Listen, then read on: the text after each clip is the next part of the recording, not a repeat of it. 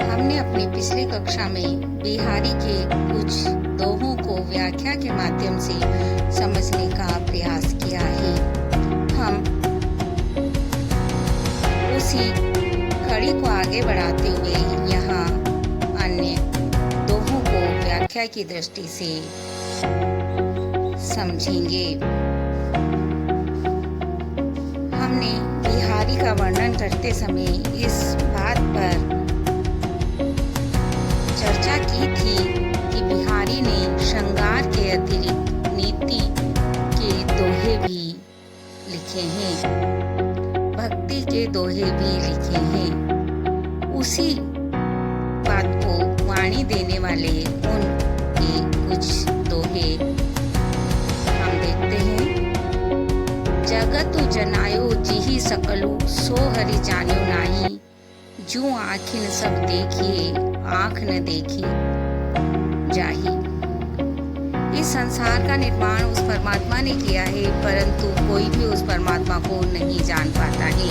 इस बात को उन्होंने बहुत सीधे उदाहरण के माध्यम से यहाँ पर समझाने का प्रयास किया है। कवि का कथन है, जगतु संसार को जनायो मतलब का ज्ञान करवाया, जी ही सकलो जिसने हमें संपूर्ण संसार का ज्ञान कराया, सो हरि जान्यो नाई उसी हरि को हमने नहीं जाना। यह हमारा कार्य ठीक वैसा ही है जो आँखिन सब देखिए। जिस तरह जो ककेराय आँखिनों आँखों के द्वारा सबको देखिए देखा जाता है, आँखी न देखी जाए, पर स्वयं हम आपको ही नहीं देख पाते हैं। अगला दोहा है, दीर्घ सांस ने ले दुख सुख साई न भूली, देई देई क्यों करत है, देई देई सो कबूली। हम जो कुछ शिक्षा प्राप्त करते हैं उस शिक्षा का माध्यम केवल परीक्षा पास करना नहीं होता। शिक्षा हमें जीवन जीने का तरीका सिखाती है।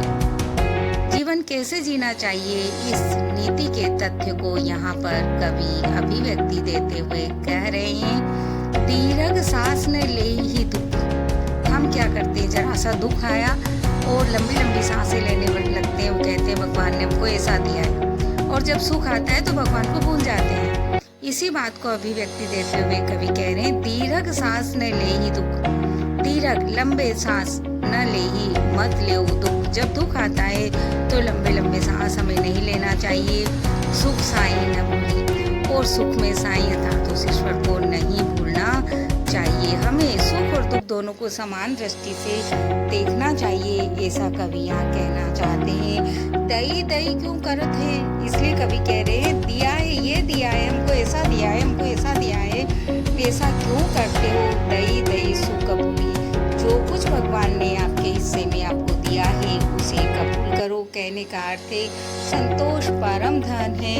जो परिस्थितियाँ हमें हमारे जीवन में प्राप्त हुई है, हमें उसे सकारात्मकता से अपनाते हुए अपने जीवन को जीना चाहिए। हमारी परिस्थितियों को देखकर घबरा कर यदि हम भगवान ने हमें ये दिया ऐसा कहकर बैठे रहेंगे तो उन परिस्थितियों से हमें निजात नहीं मिल सकता।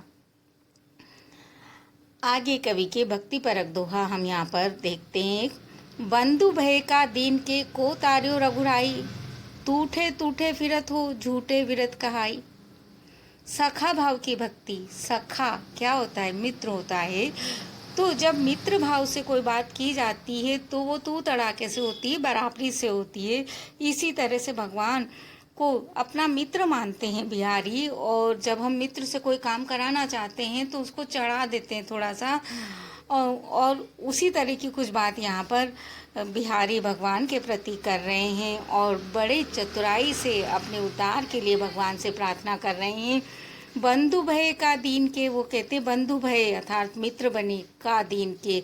आप कौन से दीन व्यक्ति, दुखी व्यक्ति के मित्र बने हैं भगवान, अभी तक बताइए तो सही। को तार्यो रघुराई, हे रघुराई हे भगवान, अभी तक आपने किसका उद्धार किया है। टूठे टूठे फिरत हो, टूठे टूठे अर्थात अभिमान में भरकर आप इठलाए हुए फिरते रहते हो, झूठे विरत कहाई। मुझे तो लगता है आपने ये जो विरत, ये यश प्राप्त किया है, ये झूठा ही यश प्राप्त किया है।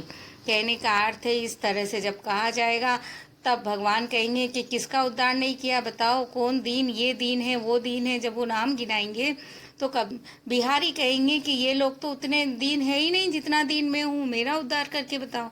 और इस तरह से वो भगवान को थोड़ा सा चढ़ाकर उन्हें थोड़ा उत्साहित करके वो अपने उद्धार की कामना कर रहे हैं। भगवान से अपने काम के को करवाने की चतुराई यहाँ पर कवि की झलकती दिखलाई देती है। तंत्री नाद कविद रस सरस राग रतिरंग, अन बूढ़े बूढ़े तरे जे बूढ़े सब अंग। संसार में किन वस्तुओं का ज्ञान प्राप्त करने पर व्यक्ति इस संसार सागर से पार हो जाता है और अधूरा ज्ञान कैसा होता है, इन सब की चर्चा इसके माध्यम से कवि करना चाहते हैं। तंत्री नाद अर्थात वीणा आदि वाद्यों का स्वर, कवित्त रस कविता की रस जो नौ रस माने गए हैं, सरस राग सुंदर राग, रतिरंग और प्रेम का रंग, ये चार वस्तुएं इस तरह की हैं कि कभी यहाँ कहते हैं अन बूढ़े बूढ़े, जो इनमें पूर्ण रूप से नहीं बूढ़ता है। यदि इन चीज़ों का ज्ञान प्राप्त करना है तो तत्वतः ज्ञान प्राप्त कीजिए, पूर्ण ज्ञान प्राप्त कीजिए। यदि नहीं करेंगे तो आप इस संसार सागर में डूब जाएंगे। तरे जे, और जो इनसे तर गया है अर्थात जो इन तरे जे बूढ़े सबंग, जो इनमें पूरी तरह से बूढ़ गया है, डूब गया है, जिन्होंने इन सब वस्तुओं का, इन सब ज्ञान के प्रकारों का पूर्ण ज्ञान प्राप्त कर लिया है, वे इस संसार से पार उतर जाते हैं। इस तरह से विरोधाभास के माध्यम से बहुत अच्छी प्रस्तुति उन्होंने यहाँ पर प्रस्तुत की है। इसी तरह के और भी इनके पद्य है। सौंदर्य किसे कहते हैं, सौंदर्य क्या है, इस विषय में कई कवियों ने, कई आलोचकों ने, विचारकों ने अपने मत को अभिव्यक्ति दी है। बिहारी ने भी सौंदर्य को वर्णित किया है और उसी से संबंधित उनका एक पद्य है, वह हम यहाँ देखते हैं जो हमारे कोर्स में रखा गया है। लिखन बैठी जाकी सभी गही गही गरब गरूर, भये न केते जगत के चतुर चितेरे को क्रूर। वो कहते हैं सौंदर्य तो नित्य परिवर्तित होने वाली वस्तु है, जो स्थिर रहे, एक क्षण भी स्थिर रहे, वो सौंदर्य नहीं है। सौंदर्य का परिवर्तनशीलता को किस तरह से बिहारी ने दर्शाया, देखिए।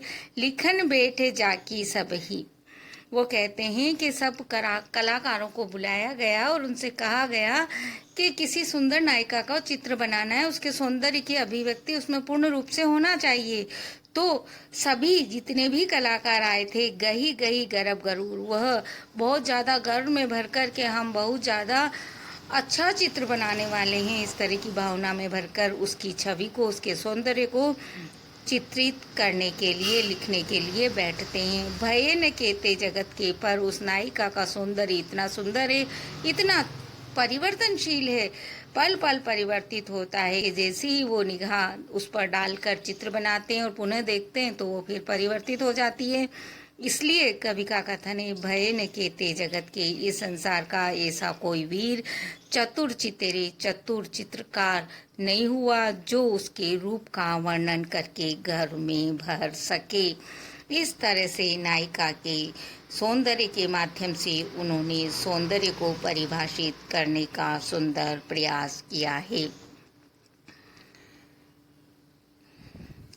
एक पद हम और देखते हैं। द्रग ऊर्झत टूटत कुटुंब, जुरत चतुर चित प्रीति, परति गांठी दुर्जन ये दई दई है रीति। जब दो हृदयों के मध्य प्रेम की भावना होती है तो किस तरह से परिवार टूटते हैं और उनके मध्य प्रेम उत्पन्न होता है। विरोधाभास को अपनाते हुए यहाँ पर भी उन्होंने बहुत सुंदर प्रस्तुति ब्रज भाषा के द्वारा दी है। देखिए, द्रग ऊर्झत, वो कहते हैं जब नेत्र उलझ जाते अर्थात दो व्यक्तियों के मध्य प्रेम संबंध स्थापित हो जाता है। टूटत कुटुंब, तो उस प्रेम संबंध को देखकर उनके जो कुटुंब हैं, परिवार हैं, उसमें दरार पड़ जाती है, वे टूट जाते हैं, वे उसे स्वीकार नहीं करते जुत्रत चतुर चित प्रीति, परंतु जो चतुर हृदय व्यक्ति हैं, चित्त अर्थात हृदय, उनमें प्रेम, प्रीति अर्थात प्रेम, जुरत मतलब जुड़ जाता है। परति गाठ दुर्जन ही, और ऐसे समय में जो दुर्जन हृदय है, दुष्ट हृदय व्यक्ति है, उनके हृदय में गिठान पड़ जाती है, उन्हें वह चीज बुरी लगती है। दई नई रीति, वो कहते हैं हे दैया, हे सखी, यह प्रेम का नया ही तरीका है। इस तरह से बिहारी ने अलग अलग प्रसंग को लेकर एक संपूर्ण प्रसंग को छोटे से दोहे में अभिव्यक्ति देने का प्रयास किया है।